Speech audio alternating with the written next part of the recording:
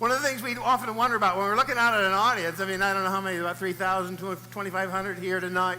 You know, we wonder what we can say about ourselves that will let an audience know that we're okay, that we're worth listening to. And I thought about that for a long time. And to let you know who I am, I think of two things. One of them is a poem I wrote a number of years ago. I was out in Bakersfield, California to do a Chamber of Commerce and Ag banquet.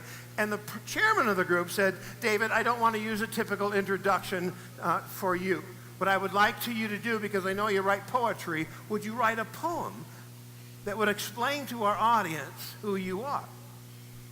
And see, I love a challenge. I love change. I said, well, you know, I've never done that before, but, you know, let me play around with it. And I got out there, and there were about 15,000 people.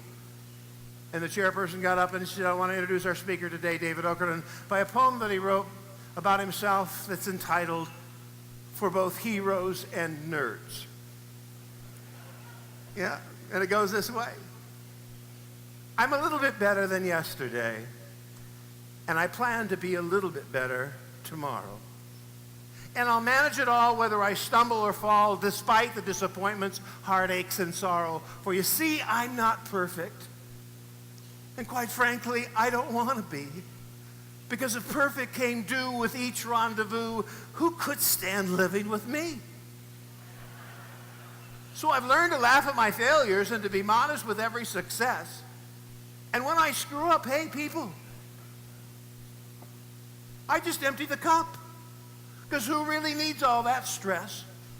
Oh, I still strive for improvement, and a challenge is something I adore, but not every seed produces a crop, and not every failure produces a flop.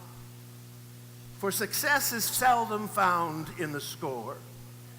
So when you feel the heat of the blowtorch and you're pressed hard to the wall by the flame, just remember these words written for both heroes and nerds. You don't have to win every game. See, that's my philosophy. You're not okay, and I'm not okay. But that's okay. You know, we'll get through it, you know. And that's kind of where I come from.